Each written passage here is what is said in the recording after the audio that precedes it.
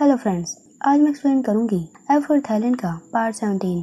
अब तक हमने देखा गुरिया थाइम रिलेशनशिप में आ चुके हैं। नेक्स्ट डे गुरिया जब अपने घर जाती है तो वो अपने घर को टूटते हुए देख बहुत शौक थी। ये सब थाइम की मॉम करवा रही थी क्योंकि वो गुरिया को बिल्कुल पसंद नहीं करती। उधर थाइम की आंट थाइम को ये सब बताती है। वे सब भी बहुत शौक थे।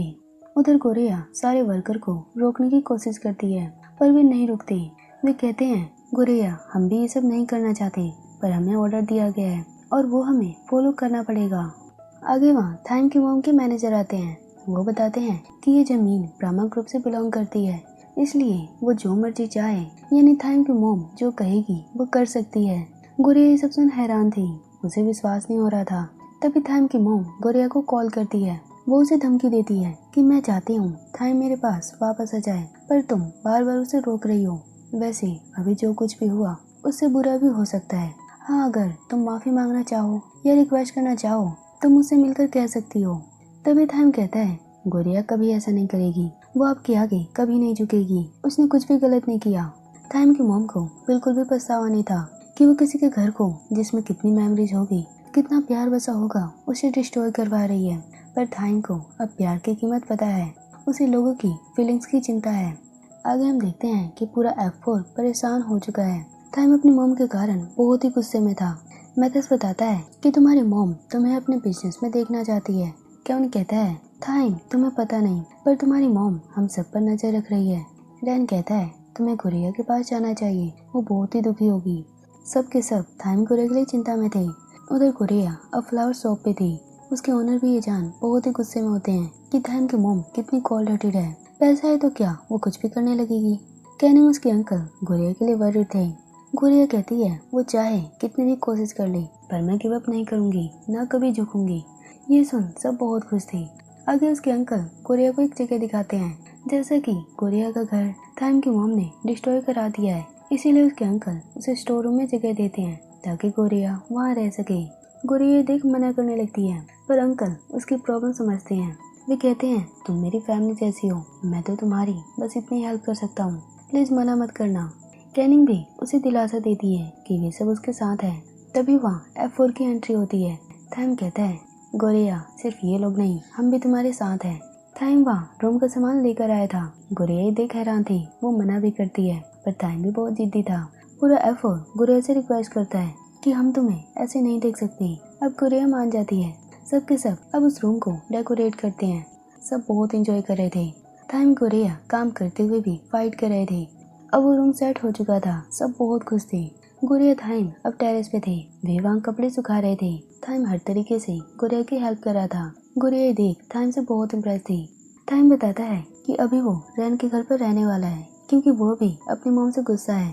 थाइम गुरिया दोनों सोच रहे थे कि पता नहीं किस दिन उनकी मॉम उन्हें अपनाएगी, कितने दिन उन्हें स्ट्रगल करना पड़ेगा। आगे गुरिया थाइम को थैंक्स कहती है क्योंकि वो उसकी इतनी हेल्प कर रहा है। थाइम उसे टीज करते हुए कहता है क्या तुम्हें मुझसे किसी और तरीके से भी हेल्प चाहिए? मैं तैयार हूँ। गुरिया उसे मारने लगती है। अब वे पास आने लगते हैं। दोनों किस करने ही वाले थे। तभी बीच में केविन मैथस रैन की आवाज आती है कि क्या बात है, यहाँ हम मेहनत कर रहे हैं और यहाँ इनका रोमांस चल रहा है। थाइम हमें तुम पर गर्व है। ये देख दोनों साई फील कर रहे थे।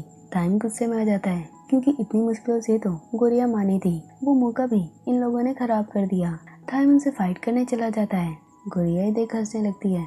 अब वो कहती है थाइम की मॉम इस दुनिया को चेस बोर्ड का गेम समझती है जिसमें वो प्रो प्लेयर है।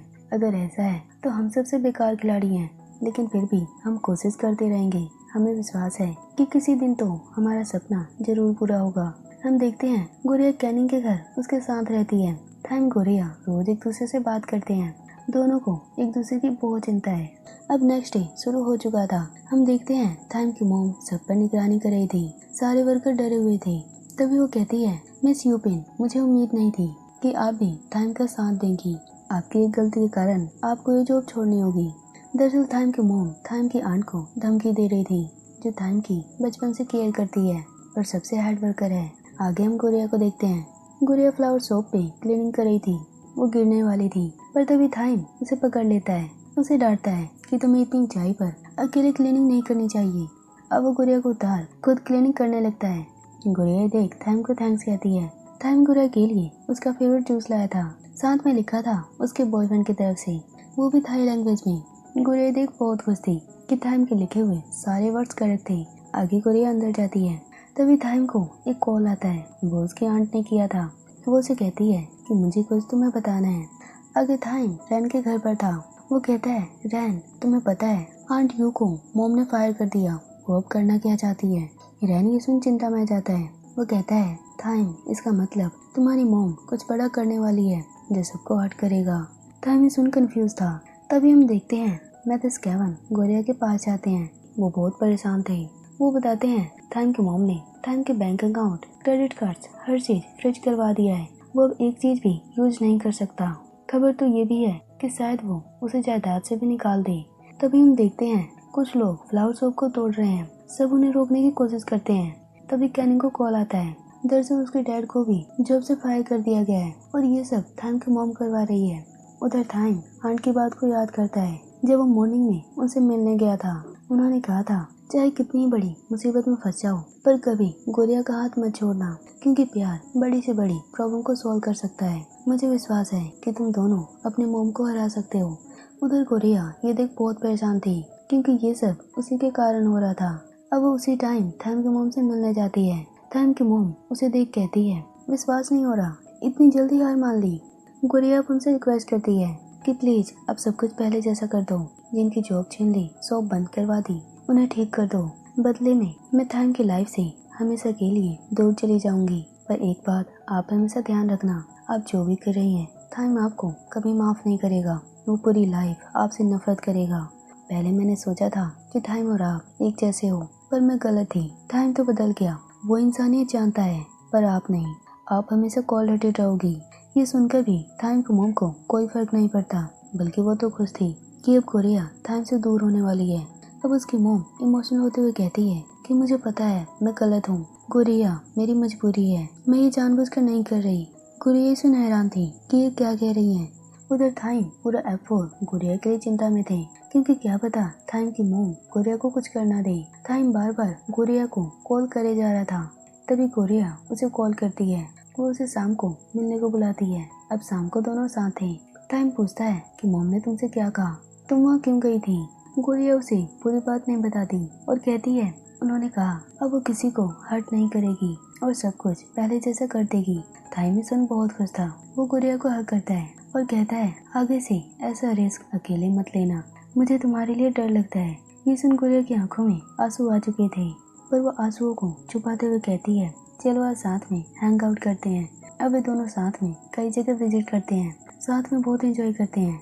थाइम गुड़िया के साथ बहुत खुश था। अब वे दोनों साथ में कुछ डिस्कस करते हैं। गुड़िया पूछती है थाइम तुमने फ्यूचर के बारे में क्या सोचा है। थाइम कहता है यही कि मॉम का बिजनेस संभालूंगा, पर उनके तरीके से नहीं, अपने तरीके से, और मेरे साथ तुम भी होगी और हमारी फैमिली। फ्लैशबैक में हम देखते हैं जब गुड़िया थाइम की मॉम से मिलने गई थी, तब उन्होंने उसे कहा था पता है थाइम को अभी बिजनेस करना बिल्कुल नहीं आता, वो बिजनेस से हमेशा दूर भागता है और मुझे उसकी मॉम को 3rd स्टेज कैंसर है। गुड़िया उनकी रिपोर्ट देख हैरान थी। उसकी मॉम आगे कहती है मैं मरने से पहले थाइम को सब कुछ सिखाना चाहती हूँ। मेरे पास कुछ ही महीने हैं और थाइम बहुत वीक है, वो मेरे बिना पता नहीं कैसे सर्वाइव करेगा। थाइम की मॉम बहुत इमोशनल हो चुकी थी। वो रोते हुए गुड़िया से रिक्वेस्ट कर रही थी कि मुझे पुराना थाइम चाहिए जो मेरी हर बात माने। गुड़िया अगर तुम उसे बदल सकती हो तो पुराने थाइम को वापस भी ला सकती हो। गुड़िया भी वहाँ रोने लगी थी।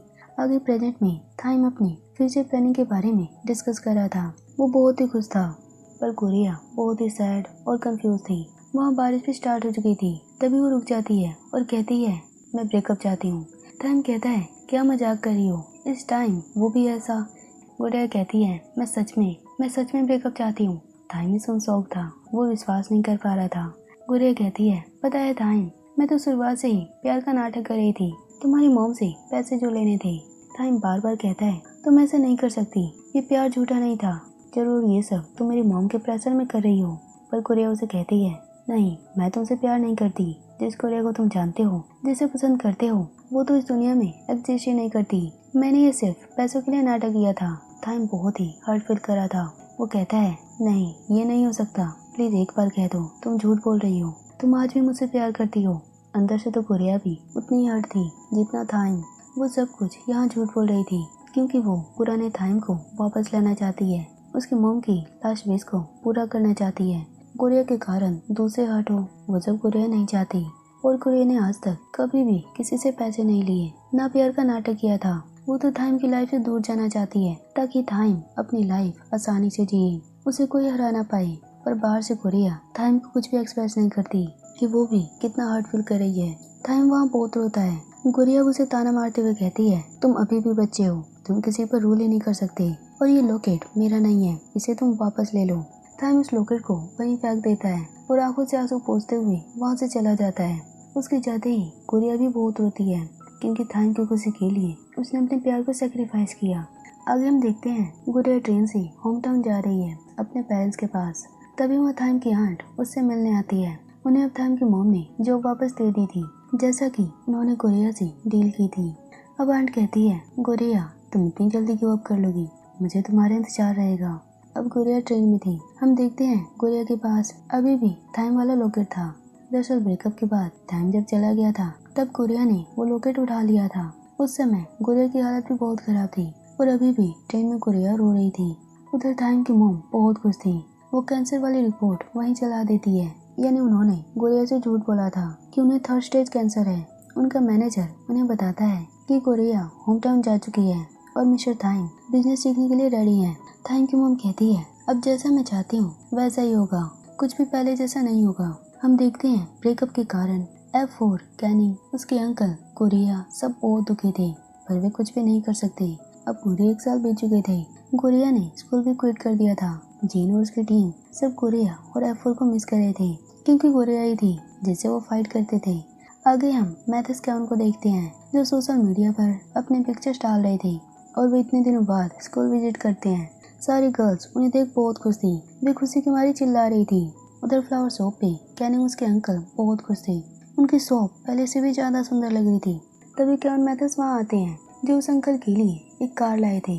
वो कार देख अंकल बहुत खुश थे क्योंकि ये उनकी ड्रीम कार थी जिसमें वो जितनी मर्जी फ्लावर स्टोर कर सकते हैं, कुछ भी ले जा सकते हैं। पर वो बहुत ही एक्सपेंसिव था। वे मना करने लगते हैं पर कैन भी जिद्दी था। कैन मैथ्स की जिद के कारण अंकल उस कार को एक्सेप्ट कर लेते हैं। आगे कैनिंग अकेले थे। कैनिंग को गुड़िया की याद आ रही थी। कैन उसे कहता है, चिंता मत करो, हम गुड़िया को ढूंढ लेंगे। आगे हम देखते हैं रैन गुड़िया को ढूंढने में लगा है। वो कई जगह विजिट करता है, कितने लोगों से पूछता है पर कोई जवाब नहीं मिलता। एक लेडी कहती है, क्या ये गर्ल तुम्हारी GF है? रैन कहता है, शायद या उससे भी ज्यादा इम्पोर्टेंट। अब हम टाइम को देखते हैं जो अपनी मॉम के साथ बिजनेस को संभाल रहा है। वो अनाउंस करता है कि पुराने सारे एम्प्लॉयज को फायर कर दो जिसने छोटी सी भी गलती की हो। ये सुन टाइम की मॉम बहुत खुश थी पर टिया हैरान थी क्योंकि टाइम बिल्कुल अपनी मॉम की तरह काम कर रहा है। वो टाइम से अकेले में बात करती है कि तुम्हें ऐसा नहीं करना चाहिए। टाइम कहता है, बिजनेस ऐसे ही चलता है, अगर वे गलती करेंगे तो हमारा टारगेट कैसे पूरा होगा, और हम चैरिटी नहीं चला रहे जो हर किसी की मिस्टेक इग्नोर करेंगे। टिया कहती है, जब गुड़िया थी तुम कितने अच्छे इंसान बन गए थे पर अब मोम जैसे बनते जा रहे हो। पता है हर कोई गुड़िया को ढूंढने में लगा है पर तुम। तभी टाइम उसे गुस्से में डांटता है कि बस बहुत हुआ, मैं गुड़िया के बारे में कुछ भी नहीं सुनना चाहता। तभी उसकी मॉम भी वहाँ आ जाती है। वो टाइम को शाबाशी देती है कि आज तुमने बहुत अच्छा काम किया, तैयार हो जाओ, कई बिजनेस मीटिंग तुम्हें हैंडल करने हैं। टिया ही देख बिल्कुल शौक थी, उसे टाइम की चिंता हो रही थी। उधर रैन गुड़िया को ढूंढते ढूंढते थक गया था। जब वो बेड पर लेटा था वो न्यूज देख रहा था। मैथ्स उसे कॉल कर घर बुला रहा था क्योंकि रैन कई दिनों से गुड़िया को ढूंढ रहा है। मैथ्स भी अपने तरीके से गुड़िया को ढूंढ रहा था। वो कहता है, मुझे विश्वास है कि एक दिन गुड़िया को हम ढूंढ लेंगे। आज मेटोरी गार्डन का दिन था, सबके सब एक ही विश कर रहे थे कि काश वो गुड़िया को ढूंढ ले। तभी न्यूज में रैन देखता है कि गुड़िया एक जगह जा रही है। दरअसल न्यूज एंकर किसानों का इंटरव्यू ले रहे थे। उन्हीं रास्तों के बीच गुड़िया कहीं जा रही थी जो उस वीडियो में कैप्चर हो गया था। रैनी देख बहुत हैरान था और बहुत खुश भी। उधर हम टाइम को देखते हैं जो बिजनेस मीटिंग कर रहा था। वहाँ वो एक बिजनेस कॉन्ट्रैक्ट को कैंसिल कर देता है जिसमें दूसरी कंपनी ने करोड़ों इन्वेस्ट किए थे। वो बंदा जिसने इन्वेस्ट किए थे वो बहुत ही शौक था। वो गुस्से में टाइम से कहता है, तुम ऐसा नहीं कर सकते, 10 साल का कॉन्ट्रैक्ट था, तुमने पैसे भी ले लिए और अब कैंसिल कर दिया। टाइम कहता है, ये कैंसिल हो चुका है।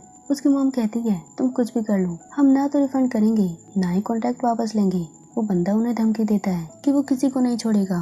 दरअसल टाइम की मॉम टाइम को अपने जैसा बना रही है। लोगों की फीलिंग से उन्हें कोई फर्क नहीं पड़ता। टाइम ये सब देख अंदर से थोड़ा सैड था। उसकी इंसानियत अंदर ही अंदर जिंदा थी, पर नफरत के आगे वो उसे बाहर नहीं लाना चाहता।